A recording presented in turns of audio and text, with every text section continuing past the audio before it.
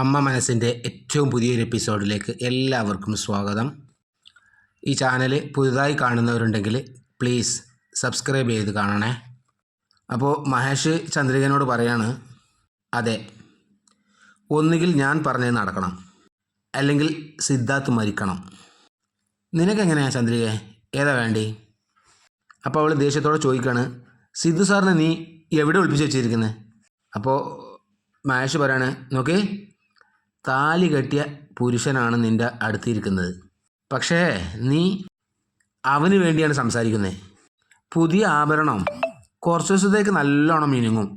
ഞാൻ ഇത്ര ദിവസം വിചാരിച്ചത് ആ സിദ്ധാർത്ഥ് നിന്നെ ഉരുകി ഉരുകി പ്രേമിക്കുകയാണെന്നാണ്. പക്ഷേ ഇന്നാണ് എനിക്ക് മനസ്സിലായത് നീയാണ് അവനെ ഉരുകി ഉരുകി പ്രേമിക്കുന്നത്. അറിയാത്തതുകൊണ്ട് ചോദിക്കുകയാണ്. അപ്പോൾ ഇത്ര ദിവസം നീ എല്ലാവരോടും പറഞ്ഞ് സിദ്ധാർത്ഥിനെ ലവ് ചെയ്യുന്നില്ല എന്ന്. എടി, ഒരുത്തനെ കല്യാണം ചെയ്ത് കുട്ടികളും ഉണ്ടായതിന് ശേഷം വേറൊരുത്തനെ കല്യാണം ചെയ്യണമെന്ന് ആഗ്രഹിക്കുകയാണോ? നിനക്ക് തന്നെ അത് മോശമായിട്ട് തോന്നുന്നില്ലേ? അപ്പോൾ ചന്ദ്രിക പറയാണ്, നോക്ക്, ഞാനും നീയും ഡൈവോഴ്സായി. ഇനി മുതൽ നീ ആര്, ഞാൻ ആര്? അങ്ങനെ ഇരിക്കുമ്പോൾ നീ എന്തിനാ എൻ്റെ ജീവിതത്തിൽ തലയിടുന്നത്? അപ്പോൾ മഹേഷ്, അതെ, കറക്റ്റ് തന്നെയാണ്. മകള് പിറക്കാതെ നീ മാത്രമാണ് എങ്കിൽ ഞാൻ ഇതൊന്നും വലിയൊരു കാര്യമായിട്ട് എടുക്കൂലായിരുന്നു. പക്ഷേ മലരുണ്ടല്ലോ, അവളെപ്പറ്റി നീ കുറച്ചെങ്കിലും ചിന്തിച്ചോ? അവളുടെ അച്ഛനായിട്ട് ഞാനിവിടെ ഉണ്ടാവുമ്പോൾ നീ സിദ്ധാർത്ഥിനെ കല്യാണം കഴിച്ചാൽ മലര് എന്നെ അച്ഛാന്ന് വിളിക്കോ, അതോ ആ സിദ്ധാർത്ഥിനെ അച്ഛാന്ന് വിളിക്കുമോ? അപ്പോൾ അതൊക്കെ കേട്ട് ചന്ദ്രിക ഇങ്ങനെ നിൽക്കുകയാണ്. വീണ്ടും മഹേഷ് തുടരാണ്, നോക്ക്, സിദ്ധാർത്ഥിനെ ഇപ്പം തന്നെ മനസ്സിൽ നിന്ന് ഫുള്ളായിട്ട് ഒഴിവാക്കിക്കോ. ഇനി മുതൽ നീയും മലരും എൻ്റെ കൂടെയാണ് ജീവിക്കാൻ പോകുന്നത്. അപ്പോൾ അവൾ ചോദിക്കും, എന്നെ നീ എവിടെ കൂട്ടിക്കൊണ്ടുപോകും? അപ്പോൾ അവന് പുച്ഛത്തോടെ പറയാണ്, നമ്മളെല്ലാവരും നാളേക്ക് ശ്രീലങ്കയിലേക്ക് പോവാണ്. എന്നിട്ട് അവളെ നോക്കി പരിഹസിച്ച് ചിരിക്കുകയാണ്. ചന്ദ്രിക ദേഷ്യത്തോടെ പറയാണ്, ആരോട് ചോദിച്ചിട്ടാണ് ഈ തീരുമാനം എടുത്തത് നീ? ഹേയ്, ഞാൻ ആരോട് ചോദിക്കണം? നീ എൻ്റെ ഭാര്യയാണ്. അവൾ ഛേ എന്നൊക്കെ പറയുന്നുണ്ട്. അയാൾ തുടരുകയാണ്, മലർ എൻ്റെ മകൾ. ഞാൻ എവിടെ പോയാലും നിങ്ങളും അങ്ങോട്ടൊക്കെ വന്നേ പറ്റൂ. അപ്പോൾ ചന്ദ്രിക പറയാണ്, നോക്കിക്കോ, നീ ചെയ്യുന്നത് വളരെ തെറ്റാണ്. നാളെ ഇത് പുറത്തറിഞ്ഞാൽ നിനക്കാണ് പ്രശ്നം ഉണ്ടാവുക. അപ്പോൾ മഹേഷ്, ഞാൻ കാണാത്ത പ്രശ്നമോ? എല്ലാ അപമാനവും ഞാൻ ആദ്യമേ അനുഭവിച്ചിട്ടുണ്ട്. ഇതിൻ്റെ മേലെ ഇനി എന്ത് സംഭവിച്ചാലും എനിക്ക് കുഴപ്പമില്ല. അതുകൊണ്ട് ഈ വിഷയത്തിൽ എൻ്റെ തീരുമാനം ഞാൻ മാറ്റുന്നേ ഇല്ല. അത് കേട്ടതും ചന്ദ്രിക ആകെ ഭയപ്പെട്ടിരിക്കുകയാണ്. പിന്നെ കാണിക്കുന്നത് മലര് ആ മുഖം മൂടിയ അയാളോട് പറയാണ്, എൻ്റെ കയ്യിൽ നിന്ന് വിട്, എനിക്ക് അമ്മേൻ്റെ അടുത്ത് പോകണം എന്ന് കരഞ്ഞുകൊണ്ട് പറയാണ്. അപ്പോൾ അയാൾ പറയാണ്, ഏയ് മിണ്ടാതിരിക്കുക, ഇല്ലെങ്കിൽ കിണറ്റിലിടും നിന്നെ എന്ന് പറയാണ്. അപ്പോൾ കുറച്ച് അപ്പുറം നിന്ന് മനോഹർ അവരെ വിളിക്കുകയാണ്, ഇങ്ങോട്ട് വാ എന്ന്. അപ്പോൾ മലരും അയാളും കൂടി മനോഹറിൻ്റെ അടുത്തേക്ക് അങ്ങോട്ട് പോവുകയാണ്. അപ്പോൾ മനോഹർ പറയാണ്, നീ ഇവളെ തൊട്ടടുത്തുള്ളൊരു സ്റ്റോർ റൂമില്ലേ, അതിൽ വെച്ച് പൂട്ടിയിട്. അപ്പോൾ അയാൾ പറയണത് ശരിയേട്ടാ എന്ന് പറയും. അപ്പോൾ മലര് കരഞ്ഞുകൊണ്ട് പറയുന്നുണ്ട്, എൻ്റെ കയ്യിൽ നിന്ന് വിട്, എനിക്ക് എൻ്റെ അമ്മയുടെ അടുത്തേക്ക് പോകണം എന്നൊക്കെ പറയുന്നുണ്ട്. അപ്പോൾ അയാൾ മലറിനെ ഭീഷണിപ്പെടുത്തുന്നുണ്ട്, കൊല്ലുമെന്നൊക്കെ പറഞ്ഞ് ഭീഷണിപ്പെടുത്തുകയാണ്. ആ സ്റ്റോർ റൂമിലേക്ക് മലറിനെ തള്ളിയിട്ട് അയാൾ വാതിലടക്കുകയാണ്. അപ്പോൾ മലര് അമ്മേ അമ്മേ എന്ന് വിളിച്ച് കരഞ്ഞുകൊണ്ടേ ഇരിക്കുന്നുണ്ട്. അവൾ വാതിലിന് തുടരെ മുട്ടി അമ്മേ അമ്മേ എന്ന് വിളിച്ച് കരയാണ്. ഇപ്പുറത്ത് മഹേഷ് എണീറ്റ് ചന്ദ്രികയുടെ അടുത്ത് വന്നിട്ട് ചോദിക്കുകയാണ്, നീ അമ്പലത്തിൽ വെച്ച് എന്താ പറഞ്ഞേ? നിൻ്റെ മനസ്സിൽ ആ സിദ്ധാർത്ഥിന് മാത്രമേ സ്ഥാനമുള്ളൂന്നോ? അപ്പോൾ ഞാൻ നിൻ്റെ ആരാടി? പറ, ഞാൻ ആരാണ്? നിന്നെയും മലരിനെയും ഇവിടെ കൊണ്ടുവരാനാണ് ആ സിദ്ധാർത്ഥിനെ അടിച്ച് ഞാനിവിടെ ഈ പരുവാക്കിയത്. അപ്പോൾ ദേഷ്യത്തോടെ ചന്ദ്രിക അയാളുടെ മുഖത്തേക്ക് നോക്കുകയാണ്.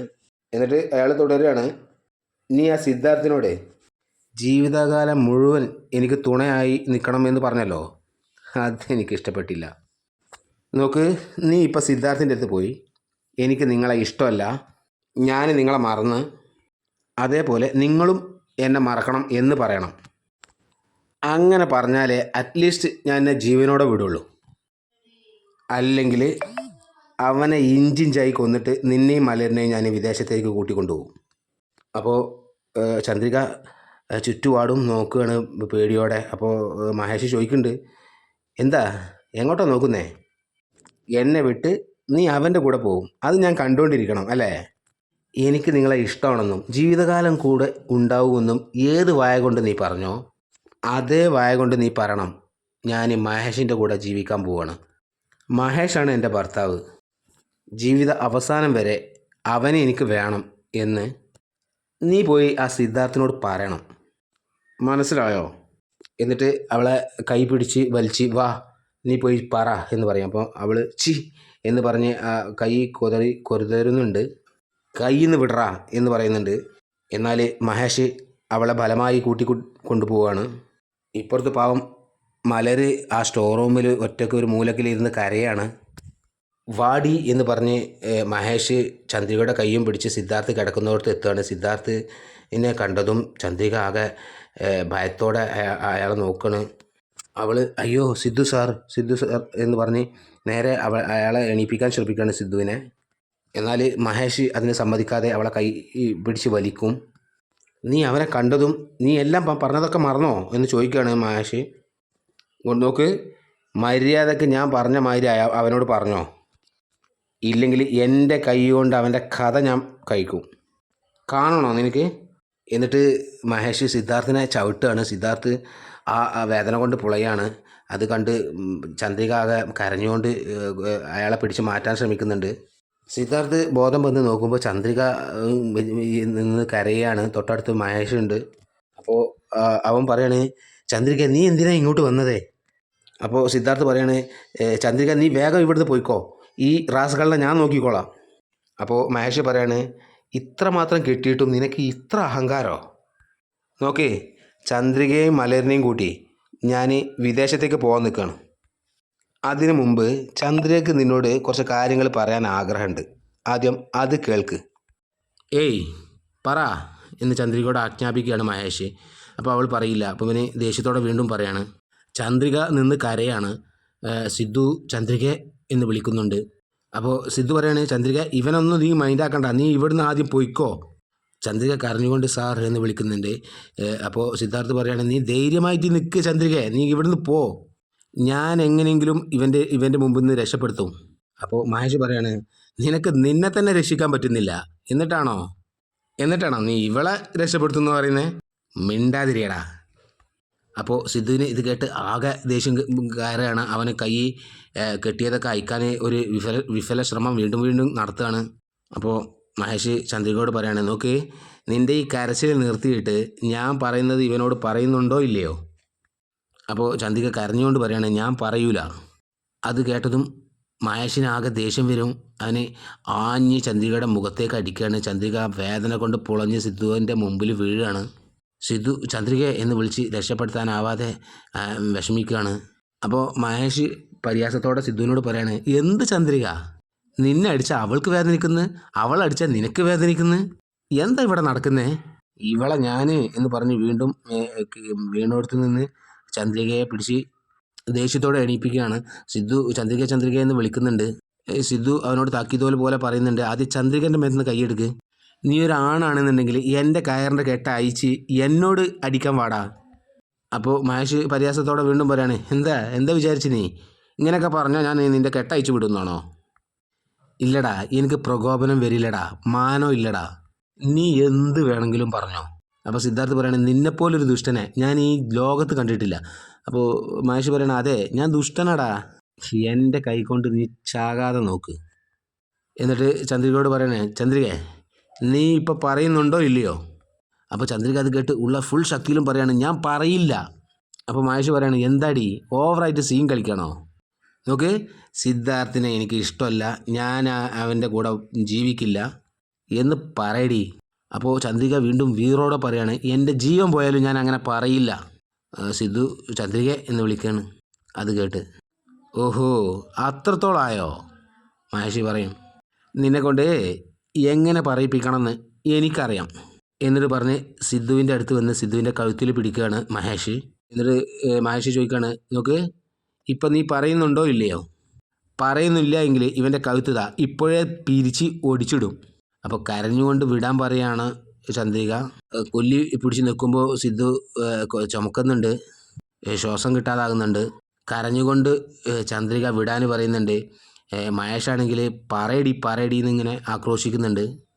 അവന് ഒട്ടും പറ്റാതായി സിദ്ധാർത്ഥിന്. ആ ടൈമിൽ മഹേഷ് ചോദിക്കുകയാണ്, ഇപ്പം പറയുന്നുണ്ടോ ഇല്ലേ, പറയടി, ഇവനെ ഇഷ്ടമില്ല എന്ന് പറ. ചന്ദ്രയാണെങ്കിൽ അതിന് മറുപടി ഒന്നും പറയാതെ വിടറ എന്ന് പറഞ്ഞുകൊണ്ടേയിരിക്കുകയാണ്. കഴുത്ത് പിടിച്ച് അമർത്തിയത് കൊണ്ട് സിദ്ധുവിൻ്റെ കണ്ണൊക്കെ വെളിയിലേക്ക് വന്നിരിക്കുകയാണ്. അപ്പോൾ ചന്ദ്രിക ഓടി വന്ന് മഹേഷിനെ വിടറ എന്ന് പറഞ്ഞ് അടിക്കും. മഹേഷ് ഒന്ന് ചെറുതായിട്ടൊന്ന് വീഴും. എന്നിട്ട് സിദ്ധാർത്ഥിനെ എണീപ്പിക്കാൻ നിൽക്കുമ്പോൾ അവന് കൈകൊണ്ട് അവളെ മാറ്റും. എന്നിട്ട് ചന്ദ്രിക പറയാണ്, അവനക്ക് പകരം എന്നെ കൊന്നോളൂ. അപ്പോൾ മഹേഷ് പറയാണ്, നിന്നെ കൊല്ലൂല, ഇവൻ ആദ്യം കൊല്ലും. ഇവൻ മരിച്ചതിന് ശേഷം ദിവസവും നീ ഇവനെ ആലോചിച്ച് ഇഞ്ചിഞ്ചായി മരിക്കണം. അങ്ങനെ നിന്നെ ഒറ്റയടിക്കൊന്നും മരിക്കാൻ ഞാൻ സമ്മതിക്കില്ല. അപ്പോൾ കരഞ്ഞുകൊണ്ട് ചന്ദ്രിക പറയാണ്, എന്താടാ ഒരു സൈക്കോ പോലെ നീ പെരുമാറുന്നേ, ആദ്യം അവരെ അയച്ചു വിട്.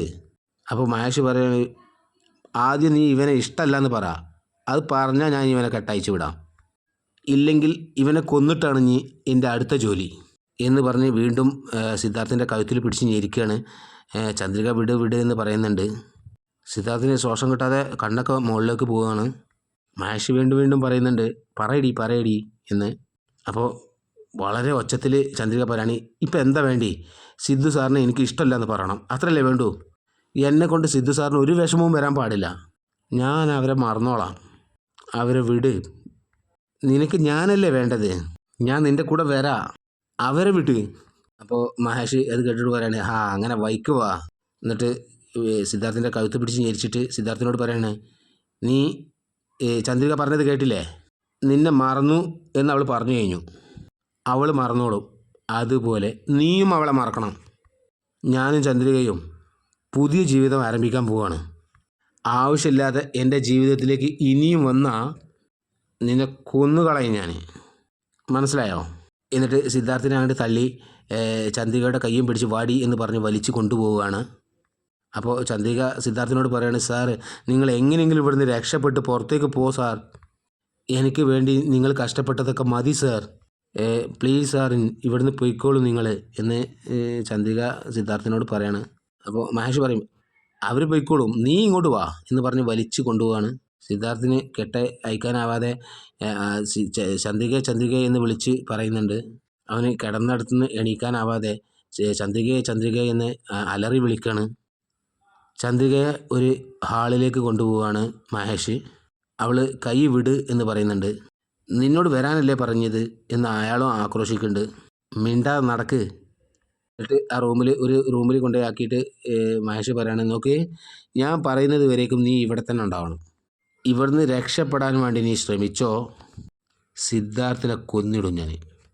അപ്പോൾ ചന്ദ്രിക പറയാണ്, നിൻ്റെ ദേഷ്യം എൻ്റെ മേത്തല്ലേ, എന്നെ നീ എന്ത് വേണമെങ്കിലും ചെയ്തോ, എൻ്റെ മോളെയും അയാളെയും വിടൂ പ്ലീസ് എന്ന് കരഞ്ഞുകൊണ്ട് കൈകൂപ്പി പറയാണ് ചന്ദ്രിക. വാതിലിനെ തുരുതുരെ മുട്ടിയിട്ട് കതക് തുറക്ക് എന്ന് ചന്ദ്രിക ഇങ്ങനെ അലറി കരഞ്ഞുകൊണ്ട് പറയുന്നുണ്ട്. എന്നാൽ ഇപ്പുറത്ത് മലരം ഇതുപോലെ തന്നെ അമ്മ എന്ന് പറഞ്ഞ് വാതിലിനെ മുട്ടി കരയാണ്. പിന്നെ കാണിക്കുന്നത്, അതിനു മുമ്പ് പ്ലീസ് എല്ലാവരും ഒന്ന് ലൈക്ക് ചെയ്യണേ. പിന്നെ കാണിക്കുന്നത് മഹേന്ദ്രന് എന്തോ ആലോചിച്ച് വീട്ടിൽ ഈ സോഫയിൽ ഇരിക്കുകയാണ്. കൂടെ മുത്തശ്ശനുണ്ട്, ലക്ഷ്മിയമ്മയുണ്ട്. അങ്ങോട്ടേക്ക് സിദ്ധുവിൻ്റെ അച്ഛനും അമ്മയും ആരതിയും വരികയാണ്. സിദ്ധുവിൻ്റെ അമ്മ മഹേന്ദ്രൻ സാറിനോട് പറയാണ്, സമയം 10 മണിയായി, ഇതുവരെ സിദ്ധു വന്നിട്ടില്ല, അവനെ വിളിച്ചിട്ട് ഫോണ് സ്വിച്ച് ഓഫും ആണ്, എല്ലാവരും വിഷമത്തിലാണ് അവിടെ.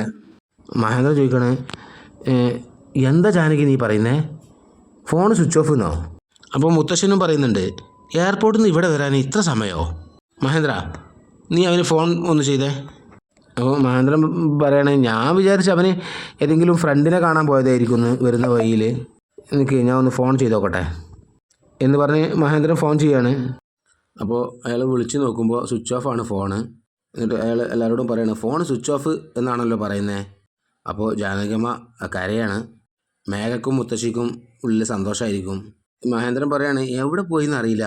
അപ്പോൾ കരഞ്ഞുകൊണ്ടിരിക്കുന്ന ജാനകിയുടെ അടുത്തേക്ക് ലക്ഷ്മിയമ്മ വന്നുകൊണ്ട് ആശ്വസിപ്പിക്കും, കരയിലെ പറയും, സിദ്ധുവിനൊന്നും സംഭവിക്കില്ല. അപ്പോൾ മഹേന്ദ്രൻ പറയും, സിദ്ധുവിൻ്റെ ഫ്രണ്ടില്ലേ, അവൻ്റെ നമ്പർ ആരെങ്കിലും ഉണ്ടോ എന്ന് ചോദിക്കും. അപ്പോൾ ആരതി പറയും, ആ ചേട്ടൻ്റെ നമ്പർ എൻ്റെ കയ്യിലുണ്ട് എന്ന് പറയും. അപ്പോൾ മഹേന്ദ്രൻ പറയാണ്, നീ ഒന്ന് പെട്ടെന്ന് അവന് ഫോൺ ചെയ്യ് എന്ന് പറയും. അവൾ ഫോൺ എടുത്ത് ആ നമ്പർക്ക് ഫോൺ ചെയ്യും. എല്ലാവരും ആകാംക്ഷയോടെ നിൽക്കുകയാണ്.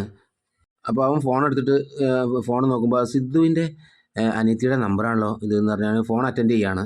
അപ്പോൾ ആരതി ചോദിച്ചു, ഏട്ടാ സിദ്ധു നിങ്ങളെ കാണാൻ വന്നിരുന്നോ? അവൻ പറഞ്ഞു, ഇല്ല, ഇങ്ങോട്ട് വന്നിട്ടില്ലല്ലോ. എനിക്ക് എയർപോർട്ടിൽ നിന്ന് ഫോൺ ചെയ്തിരുന്നു, വൈകുന്നേരം വീട്ടിലേക്ക് വരാമെന്ന് പറഞ്ഞു. എന്നാൽ ഇതുവരേക്കും വന്നിട്ടില്ല. എന്താ മോളെ, എന്താ പ്രശ്നം? അപ്പോൾ ആരതി പറയണേ, ഏട്ടൻ ഇതുവരേക്കും വീട്ടിലേക്ക് വന്നിട്ടില്ല, അതുകൊണ്ടാണ് നിങ്ങൾക്ക് വിളിച്ചത്, അവനെപ്പറ്റി എന്തെങ്കിലും വിവരം ഉണ്ടോ എന്ന് അറിയാൻ വേണ്ടിയിട്ട്. അതെന്താ സിദ്ധു ഇതുവരേക്കും വീട്ടിൽ വന്നില്ലേ? ഒന്നും മനസ്സിലാവുന്നില്ലല്ലോ എന്ന് പറയാം അയാൾ. എന്നിട്ട് അവൻ പറയാണ്, നീ ഫോൺ വെച്ചോ, ഞാൻ മറ്റുള്ള എല്ലാ ഫ്രണ്ട്സിനും വിളിച്ച് അവനെ അന്വേഷിക്കാം. ശരി ഏട്ടാ, നിങ്ങളൊന്ന് അന്വേഷിച്ചിട്ട് ഒന്ന് തിരിച്ച് ഫോൺ ചെയ്യുമോ ചോദിക്കും. അപ്പോൾ അയാൾ പറയും, ഓക്കെ ചെയ്യാമെന്ന് പറയും. എന്നിട്ട് ആരതി ഇവരോട് പറയും, അവർക്കും അറിയില്ല എന്നാണ് പറയുന്നത്. അപ്പോൾ മുത്തശ്ശൻ പറയാണ്, എന്താ ഇപ്പോൾ ഇത്, സിദ്ധാർത്ഥ് ഇങ്ങനെ ചെയ്യുന്ന ആളല്ലല്ലോ, ഒന്നും പറയാതെ അവൻ എവിടെ പോയതാ? അപ്പോൾ മഹേന്ദ്രൻ പറയും, കുറച്ചും കൂടി വെയിറ്റ് ചെയ്ത് നോക്കാം, അവൻ ചെറിയ കുട്ടിയൊന്നുമല്ലല്ലോ, വന്നോളും. എന്നിട്ട് ജാനകിനോട് പറയാണ്, ജാനകി നീ റൂമിലേക്ക് പോ, സിദ്ധാർത്ഥ് വന്നോളും, വന്ന ഉടനെ നിന്നെ വന്ന് കാണാൻ പറയാം. അപ്പോൾ ജാനകി പറയാണ്, മറ്റുള്ള ഫ്രണ്ട്സുകളോടൊക്കെ ഒന്ന് അന്വേഷിച്ചൂടെ എന്ന് ചോദിക്കും. അപ്പോൾ മഹേന്ദ്രൻ പറയും, അന്വേഷിക്കാം എന്ന് പറയും. നീ ടെൻഷൻ അടിക്കല്ലേ, നീ റൂമിൽ പോയി റെസ്റ്റ് എടുക്ക്. അപ്പോൾ സിദ്ധുവിൻ്റെ അച്ഛൻ പറയും, ആരതി അമ്മേനെ കൂട്ടിയിട്ട് വാ എന്ന് പറയും. എന്നിട്ട് അവരെ റൂമിലേക്ക് പറഞ്ഞേക്കാണ്. അപ്പോൾ ലക്ഷ്മി ടെൻഷനോടെ പറയാണ്, എന്താ ഏട്ടാ ഇത്, സിദ്ധു ഇങ്ങനെ ചെയ്യില്ലല്ലോ, എവിടെ പോവുകയാണെങ്കിലും അവൻ പറഞ്ഞിട്ടാണല്ലോ പോവാറ്. പാവം ജാനകി ആകെ പേടിച്ചിട്ടുണ്ട്. അപ്പോൾ മഹേന്ദ്രൻ പറയണു, ചിലപ്പോൾ അവൻ്റെ ഫോണ് ബാറ്ററി ഇല്ലാതെ സ്വിച്ച് ഓഫ് ആയിരിക്കും. സിദ്ധാർത്ഥിനെ പറ്റി ഭയപ്പെടേണ്ട ഒരു ആവശ്യമില്ല, അവനക്ക് മോശം ശീലം ഒന്നുമില്ല, കുറച്ച് ചെയ്താൽ വെയിറ്റ് ചെയ്താൽ മതി, അവൻ വരും. സിദ്ധാർത്ഥ് ഒരു ഭാഗത്ത് കിടക്കുന്നു, വേറെ റൂമിൽ സിദ്ധാർത്ഥിനെ ആലോചിച്ച് ചന്ദ്രിക കരഞ്ഞുകൊണ്ടിരിക്കുന്നു. ഇതുവരേക്കുമാണ് ഇന്നത്തെ എപ്പിസോഡ്. നാളത്തേത് കുറച്ച് പറയാം. ചന്ദ്രിക എങ്ങനെയോ കണ്ണ് വെട്ടിച്ച് സിദ്ധാർത്ഥിൻ്റെ അടുത്തെത്തിയിരിക്കുകയാണ്. എന്നിട്ട് സിദ്ധു സാർ എന്ന് പറഞ്ഞ് വിളിക്കുകയാണ്. എന്നിട്ട് അവൾ വേഗം കയ്യിലെ കെട്ടയക്കുകയാണ്.